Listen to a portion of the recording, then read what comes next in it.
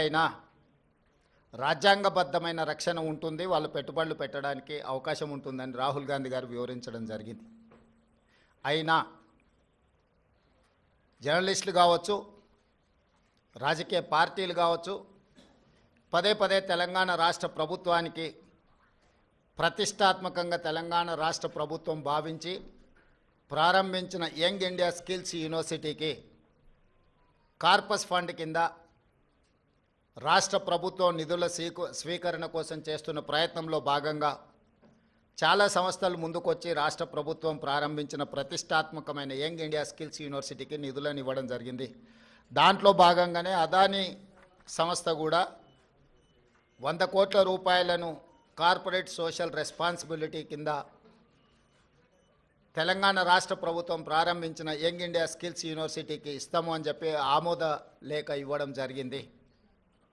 ఈ అంశాన్ని ప్రస్తావించడం ద్వారా అదేదో అదానీ గ్రూప్ తెలంగాణ రాష్ట్ర ప్రభుత్వానికో ముఖ్యమంత్రి గారికో అప్పనంగా 100 కోట్ల రూపాయలు ఇచ్చినట్టుగా అనవసరమైన చర్చలకు రాద్ధాంతానికి తావిస్తున్నది.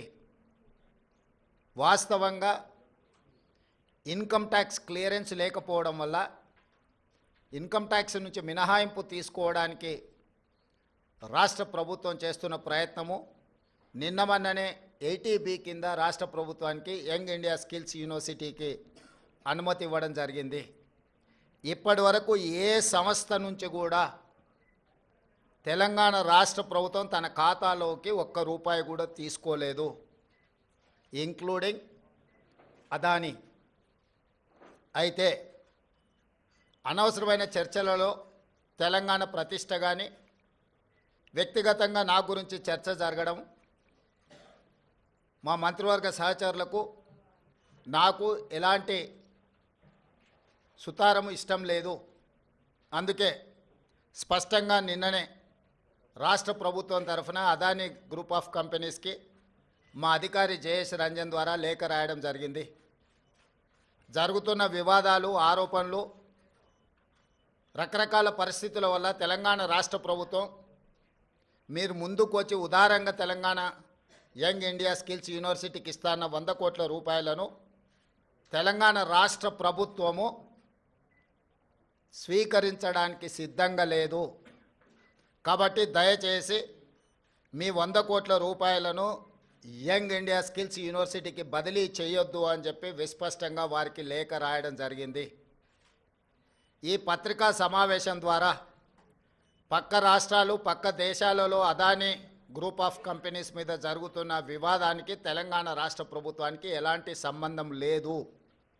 అదేవిధంగా ఒక గొప్ప ఉద్దేశంతో లక్షలాది తెలంగాణ నిరుద్యోగ యువకులకు సాంకేతిక నైపుణ్యాన్ని నేర్పించడం ద్వారా ప్రపంచంతో పోటీ పడాలన్న ఆలోచనతోని యంగ్ ఇండియా స్కిల్స్ యూనివర్సిటీని ప్రారంభించినము. ఒక సదుద్దేశంతో, ఒక గొప్ప ఆలోచనతో ప్రారంభించిన యూనివర్సిటీ వివాదాలకు లోను కావడం నా మంత్రివర్గ సహచరులకు, నాకు, తెలంగాణ రాష్ట్ర ప్రభుత్వానికి ఇష్టం లేదు. అందుకే తెలంగాణ రాష్ట్ర ప్రభుత్వము అదానీ సంస్థ నుంచి 100 కోట్ల రూపాయలను స్వీకరించకూడదు అని నిర్ణయం తీసుకున్నది. ఈ విషయాన్ని మీడియా మిత్రుల ద్వారా సమాజానికి మేము చెప్పదలుచుకున్నాము. అనవసరమైన వివాదాలలో మా రాష్ట్ర ప్రభుత్వాన్ని, మమ్మల్ని లాగొద్దు అని చెప్పి మీడియా మిత్రులందరికీ కూడా నేను సూచన చేస్తున్నా. రాజకీయ పార్టీలకు కూడా నేను సలహా ఇవ్వదలుచుకున్నా. రాష్ట్ర ప్రభుత్వ ప్రయోజనాల కోసం తీసుకున్న నిధులను కూడా రాజకీయ కోణంలో ఆరోపణలు చేయడం ద్వారా నిరుద్యోగ యువకులకు నష్టపరిచే విధంగా వ్యవహరించే వాళ్లకు రాష్ట్ర ప్రభుత్వం ఈ నిర్ణయం తీసుకున్నది. వాళ్ళందరూ కూడా ఈ అంశాన్ని పరిగణలోకి తీసుకోవాల్సిందిగా నేను ఈ సందర్భంగా తెలియజేస్తున్నా. అదేవిధంగా ప్రతిసారి ఢిల్లీకి ముఖ్యమంత్రి కానీ మంత్రులు కానీ పర్యటనకి వెళ్ళాలనుకున్నప్పుడల్లా మీడియా మిత్రులు మంత్రివర్గ సమావేశం, అధిష్టానంతో చర్చలు అయిపోయింది. మంత్రివర్గం శాఖలు బంద్ చేయడం, శాఖలలో కూడా మళ్ళా ఎవరికి ఏది ఇవ్వాలనో అన్నిటినీ మీరే నిర్ణయిస్తున్నారు. ఈ ఢిల్లీ పర్యటన ఓం బిర్లా లోక్సభ స్పీకర్ గారి కూతురు యొక్క వివాహ కార్యక్రమం ఉన్నది. గతంలో నేను, ఉత్తమ్ కుమార్ రెడ్డి గారు, కోమటిరెడ్డి వెంకటరెడ్డి గారు పార్లమెంట్